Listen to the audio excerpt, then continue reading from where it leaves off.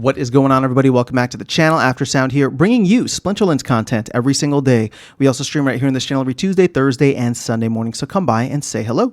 This video is also brought to you by two things. Since we don't do any sponsorships here on the channel, I'll go ahead and show them out real quick. The first is my music, which is available anywhere you stream music under the name Aftersound, and the second is a new podcast I just launched called Chasing Infinity. It is myself and ChatGPT as my AI co-host, and we dive into a wide range of topics in short-form videos just like these. So check it out. Links in the description below, and I appreciate the support. Okay, guys, let's jump into a hot new topic, I'll call it, which is the starter packs. So obviously, we are still 6 months away from Conclave Arcana gracing us in modern format and being available. But the big question is, where do starter packs fit into all this? Because I can understand legendary packs, I can understand alchemist packs, and I can even understand starter packs to a certain extent for players that want to come in and get a new, just get a bunch of cards. But what I want to take a look at is two examples, extreme examples in my opinion, which would be Chaos Legion and Rebellion, and see what the standard or basic packs look like.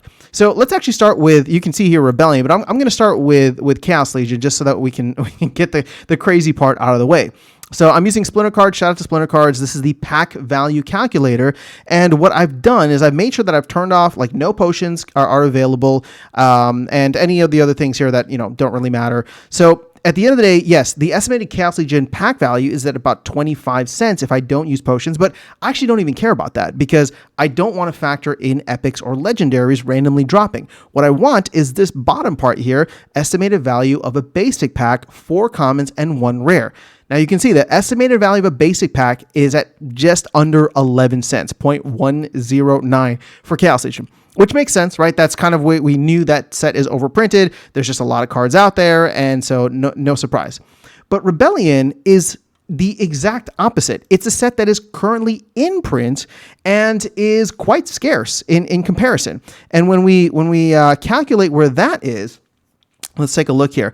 You can see that the estimated value of a pack, again, 4 commons and 1 rare, all regular foil, is 95 cents. So, in a way, if you take a look at where Rebellion is at, if you were to buy a Rebellion starter pack today, if it was available, you'd be paying $5, right? And let's just assume DEC is at peg. And actually, if we make that assumption, then the estimated value of the cards might go up. But either way, let's assume let's assume DEC is at peg. You're paying $5 for this, and you're only getting, right, 95 cents of value for every $1 that you spend. That's in Rebellion currently. Now, like I said, maybe it makes sense right now in the context of, okay, well, if we were to push DEC back up closer to peg, maybe some of these cards would hold their value a little bit better. But I don't think, in the same way that Chaos Legion is, I don't think Rebellion is as beholden to DEC. Now, I could be wrong on that, right? But none of these cards are trading at or near their burn value the same way that Chaos Legion rewards are. These cards are actually quite scarce. And so, sure, if DEC were to go up a little bit, then yeah, maybe the value of a pack would rise somewhat, or let me not say the value. The price of a pack might go up because of what it contains potentially versus the DEC price in the store. But I don't know how much that would change the market dynamics of individual cards that make up the basic pack value. So again, 95 cents, you can say, okay, fine. You know what? That's close enough to $1. Let's call it a wash. At this point, it actually would be valuable for you to go and just pay $5 and get 25 cards rather than paying $4 and only getting 5 cards. So I can understand where that fits in, but there's one big difference. When you buy the starter pack, there is no rare guarantee.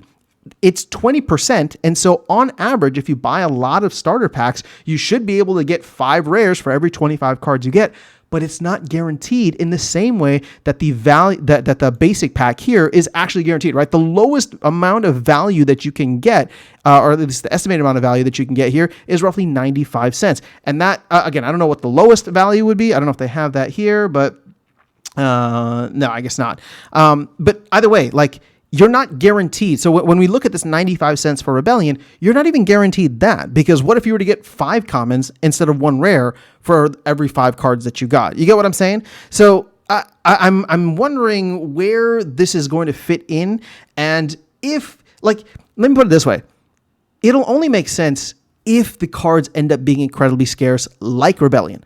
But I'm showing you Rebellion right now, and if it's like Rebellion, it's not even scarce enough for my liking in many ways. Now, granted, there is a space for this, and I think for new players coming in that want quantity over quality, we'll put it. And that's really not the best context. I recognize that, but people who want more cards, more bang for their buck, let's say, I totally get it. And so I'm not trying to hate on starter packs.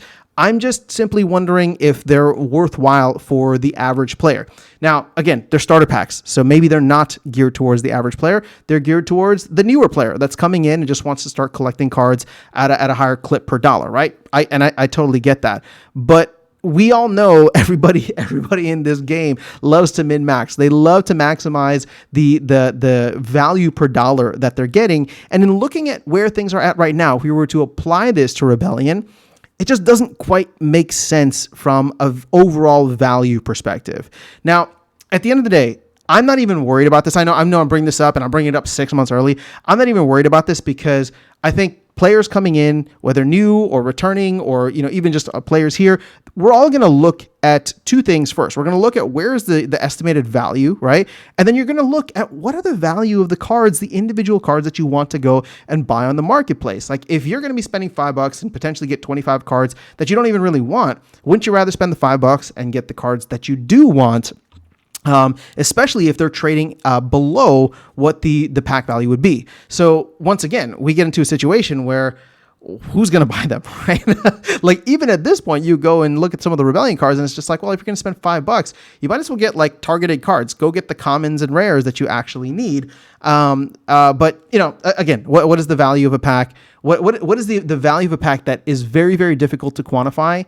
It is the jackpot nature. It is the gambling nature, right? The addictive feedback loop of like, let's see what we get today. Let's open something. Let's roll the dice. So you can't really quantify that. Obviously, there will always be a space for these packs. I'm just trying to look at this. Again, I know I'm doing it 6 months ahead. I'm trying to look at this in the context of Rebellion. And the reason that it's important is because I'm like, well, if something existed like this for Rebellion, for myself right now, that does not have a Rebellion, a max Rebellion set or even many Rebellion cards in general, it's like, would I purchase that? And maybe I would, right? But if I start looking at the marketplace and seeing how much value I can get per dollar I spend there, things start to change a little bit. So I don't know. That's just a thought. Wanted to share it with you guys. Wanted to share some of the numbers here. Again, shout out to Splinter Cards for having this data available. But let me know your thoughts in the comments below. If you are somebody that is excited about starter packs, I'm very curious to know how your math is working out right now and why you would be pursuing something like that. And again, maybe it makes more sense towards the beginning when cards are super scarce. Maybe it makes more sense even in the middle if all of a sudden cards get sucked up off the marketplace for whatever reason, new players coming in, who knows? But I think it's a good innovation. So before I even say anything, I think it's a good innovation. I just don't know all the nuances of when it's going to be the best option for people. But that remains to be seen, and we'll see how it goes. So that's all I have for you guys in this video. I'll catch you all in the next one and see you around the game. Take care.